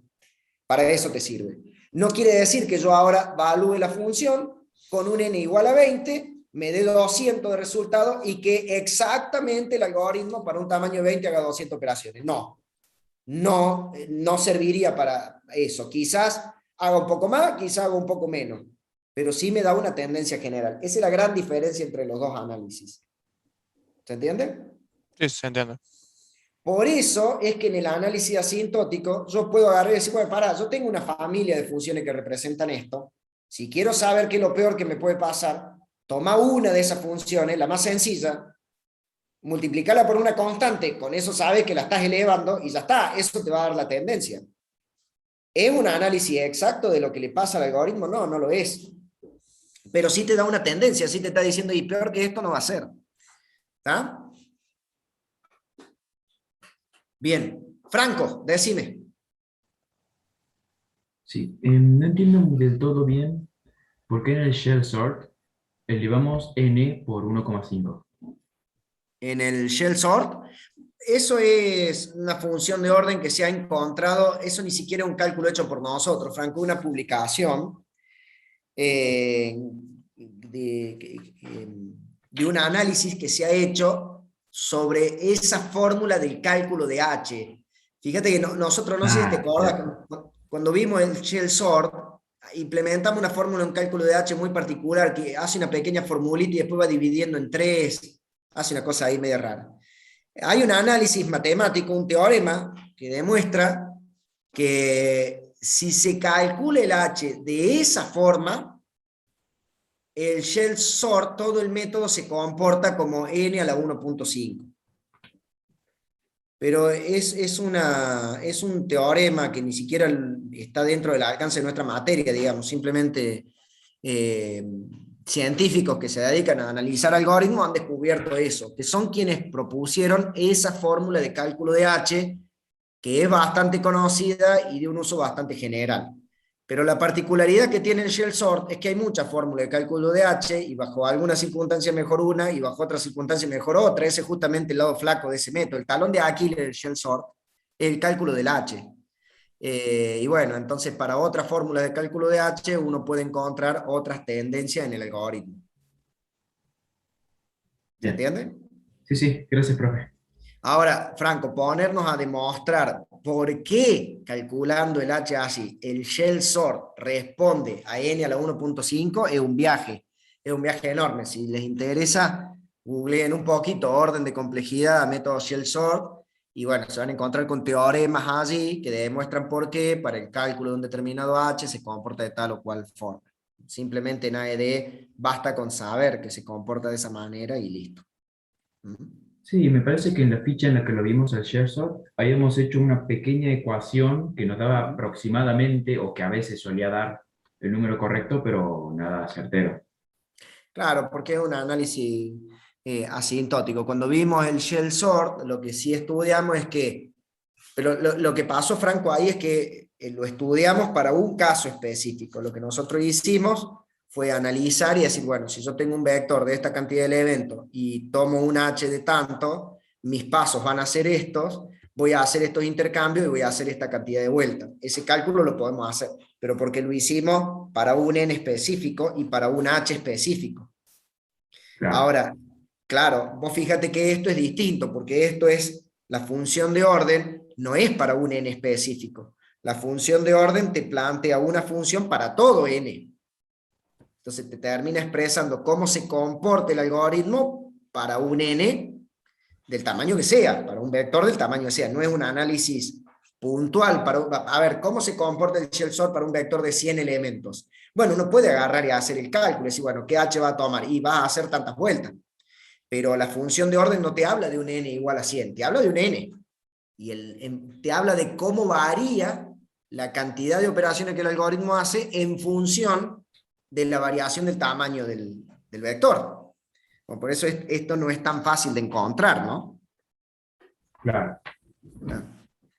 Bueno, ese es un análisis que ya está hecho, ¿no? Está un poquito lejos del alcance de nuestra materia. Bueno, ese es el contenido de la ficha 21, donde hablamos de análisis de complejidad. Y para nosotros, afortunadamente, porque lo que sigue, si uno quiere profundizar más allá, es bastante complejo, para nosotros el cuento termina acá, porque en AED no le damos más alcance. Lo que sí buscamos, a ver, ¿qué buscamos dentro de nuestra materia con estas dos fichas, con la 20 y la 21? ¿Volvernos expertos en el análisis de complejidad? No, porque tendríamos que estar en una carrera que se dedique a eso. Nosotros no somos científicos de la computación, incluso dentro de lo que es las ciencias de la computación, esto es particularmente una disciplina. Así que imagínense, nosotros estamos del lado de la ingeniería de los sistemas. Así que no buscamos volvernos expertos, pero ¿qué sí buscamos? Buscamos que al menos sepamos que existe la notación Big O, que la notación Big O nos va a estar dando una tendencia de cómo se comporta un algoritmo, que sepamos que existe el análisis exhaustivo y que existe el análisis asintótico, bajo qué circunstancias podemos llegar a utilizar uno u otro, y que mínimamente, dado un algoritmo, podamos identificar, al menos de manera asintótica, a qué orden en general responde. Que mínimamente podamos darnos cuenta que si hay un ciclo dentro de otro y los dos dan n vueltas, se va a comportar asintóticamente como n al cuadrado. Quizá no sea exacto, pero va a terminar siendo parecido a eso. Que si un algoritmo se basa en partir un volumen de datos y tomar una parte y volver a partirlo y tomar una parte y volver a partirlo y así, como una búsqueda binaria, se va a terminar comportando de manera logarítmica. Eso es lo que buscamos, ¿no? Tomar contacto con este tema, conocer que existen las funciones de orden, conocer que existe la notación Big O, y de alguna manera, por lo menos a los algoritmos a los que nosotros nos enfrentamos dentro de nuestra materia, poder hacer un análisis y poder compararlo. Porque de lo contrario lo que nos ocurre es que nos planteamos buscar datos de manera secuencial o de manera binaria y nos da lo mismo. Y no es lo mismo, porque uno responde a una recta y el otro responde a un logaritmo. Entonces, esa comparación sí es importante que la podamos hacer. Darle a esto mayor profundidad se nos escapa de nuestro alcance, pero si quieren investigar un poquito por su cuenta, yo creo que esto sería como un gran ovillo de hilo donde ustedes ya han agarrado la punta, digamos. Ya saben que la notación pivot, ya saben cómo se pueden plantear algunas funciones, ya saben que hay un análisis exhaustivo y un análisis asintótico, y a partir de ahí, si a alguien le interesa profundizar en la matemática que está atrás de esto, creo que pueden seguir investigándolo por su cuenta, pero queda fuera del alcance de nuestra materia. Hasta acá es donde llegamos con este tema. Clase que viene nos metemos con otra cuestión que sí nos va a llevar a programar de nuevo. ¿Estamos? Y después, en las clases que nos van quedando, como nos vamos a ir chocando con algoritmos más complicados, más de una vez vamos a echar mano a esto. Y vamos a decir, para, ¿de qué orden es este algoritmo? ¿Y de qué orden es este otro? Y me conviene usar este otro. Eso sí lo vamos a hacer, lo vamos a usar, pero no vamos a profundizar más en la cuestión matemática que está por debajo de esto. ¿Se entiende? ¿Sí? ¿Alguna otra pregunta? Voy habilitando la cámara así, porque ya no nos queda mucho para hacer hoy. Es temprano, pero hemos barrido los temas que nos interesaban barrer, así que si podemos cortar un ratito antes, cortamos un ratito antes. Vale por todas las veces que los termino soltando tarde. ¿Eh? Profe, con estas dos fichas tengo entendido que se puede como realizar el desafío 4. Sí, señor. Así es. Está todo sincronizado eso. Claro, porque yo debería hacerlo porque dije, bueno, lo voy a intentar hacer esta semana, ya estamos en viernes y se me va a terminar pasando el fin de semana largo Sí, siempre. Sí. cuiden que no se les pase, exactamente. Cuiden que no se les pase el tiempo. Eso está todo sincronizado, digamos. Por eso era importante terminar de ver este tema hoy. Sí. Ah, y no sé si estaba en la ficha, o sea, en las reglas del juego, claro, si es así, pero el recuperatorio es de la misma forma que el Parser 4, o sea, los mismos temas. O Fíjate, está. léelo de ahí. No, el recuperatorio pueden tocarte temas de cualquier parte de la materia. Normalmente va a ser parecido al parcial 4. ¿Por qué? Porque ahí tenés matrices, búsqueda binaria, secuencial, inserción ordenada, podríamos tomar cualquier cosa en el parcial 4, pero eso no quiere decir que en el recuperatorio no aparezca algún ejercicio con caracteres, por ejemplo, o en el final. En el recuperatorio, obviamente como recuperatorio, a esta altura del partido, tomarle los algoritmos como los que vimos al principio, que encontré el mayor de dos números, no tiene ningún sentido. Por eso es que muchas veces el recuperatorio se parece al parcial 4, pero pueden aparecer temas de cualquier parte de la materia. Es parecido al final. Entiendo. Parecido al final. Si Parecido al por, final.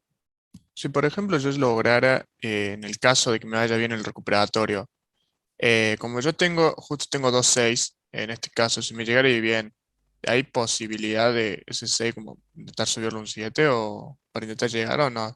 Ahí no. No, Augusto, vos sabés que es lo que la calificación diga, a menos que le encontremos un defecto a la calificación. Si la calificación tiene un defecto, lo cambiamos, eso de una. Pero si la calificación es la correcta, el número es ese que está ahí. Y tu condición final te lo termina dando el documento de regla del juego con la calificación que hayas llegado. Entiendo. Es lo que es, digamos. Es lo que matemáticamente diga que tiene que ser. Así es, así funciona. ¿Mm?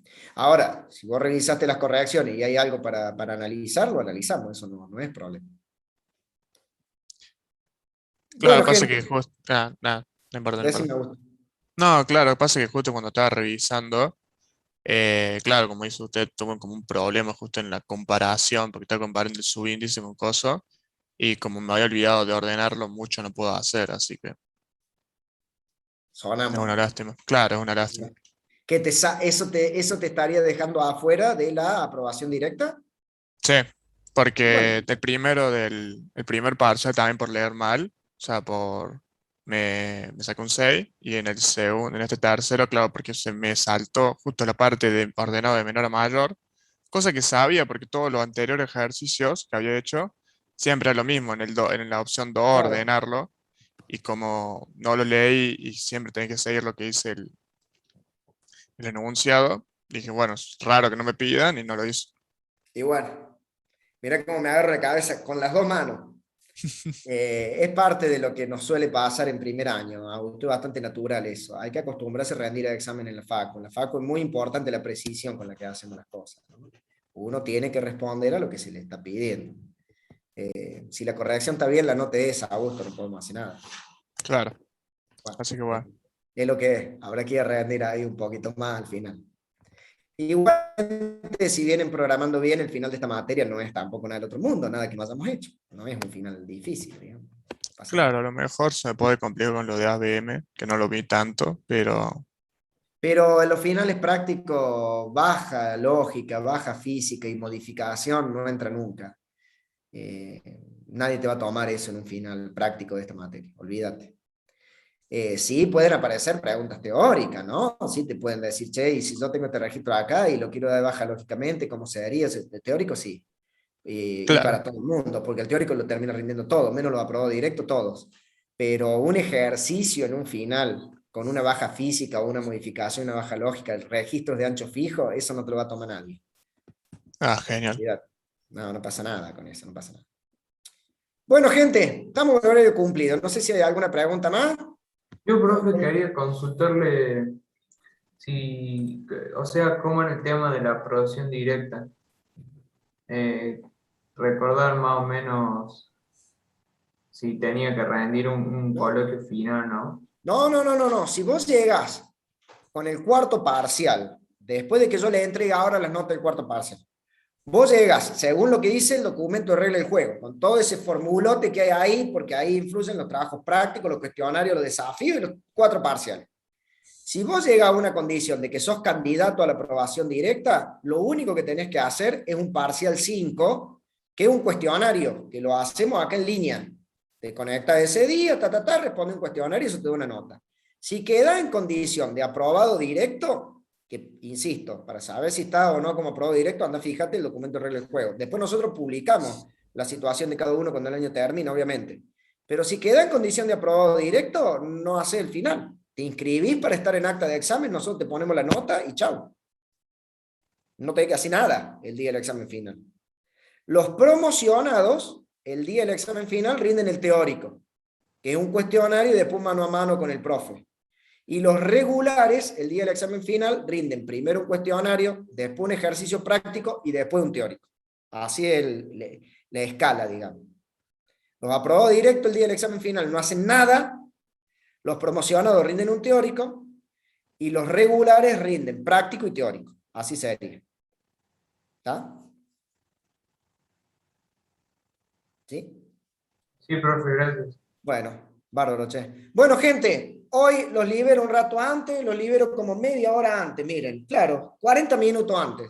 Pero hemos terminado ya y no tiene sentido comenzar con la ficha siguiente porque es largo el tema. Entonces, si lo empezamos hoy, tampoco vamos a poder avanzar mucho. Prefiero dejarlo para la clase que viene y darle en la clase que viene la continuidad que hay que darle al tema. Así que por hoy los libero, asunto resuelto. Nos estamos viendo la clase que viene. ¿Estamos? ¿Sería la ficha que viene? La ficha que viene es la, mira, ya te digo, dame un segundo que les dejo por si se quieren ir adelantando, les dejo de compartir, así puedo buscarlo yo acá y puedo volver a ver mi pantalla bien grande y ya mismo te digo. Dame un segundo. Párate que así veo bien, lo tengo acá en mi planificación, pero tengo que chequear el PowerPoint y fijarme acá. Ficha que viene.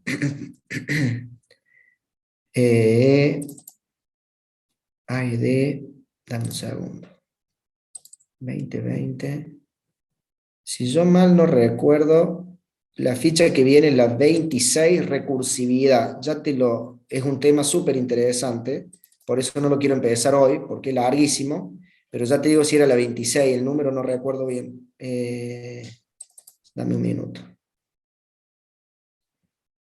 Ficha que viene es la número 26, exactamente, es el número de ficha, 26, recursividad. La recursividad es un mecanismo para plantear ciclos sin escribir estructuras de control de ciclos. No escribí while, no escribí for, y sin embargo vamos a lograr que un grupo de acciones se repita. Es un recurso muy bueno, está muy bueno. Es pesadito el tema, pero es sumamente interesante. Lo vamos a arrancar el viernes que viene. Con el tiempo que nos queda podríamos arrancarlo hoy. pero tendríamos que cortar en cualquier lado y darle continuidad a la clase que viene. Prefiero arrancarlo la clase que viene y planteárselos todo la clase que viene. Así que ese es el tema. Y el número de ficha, Augusto, que no me acordaba, la 26. Sí, ahí me estaba fijando y creo que la Sí. tengo. Así que Sí, la ya va a miraré quedar, después. el lunes quede eso publicado y ya lo pueden ir leyendo si quieren. Es un tema sumamente interesante. Bueno, gente, creo que estamos. ¿Sí? Los veo Bueno, entonces el viernes que viene. ¿Vamos? nuevo profe, Vamos, cuídese. profe, Chao, chao. chao.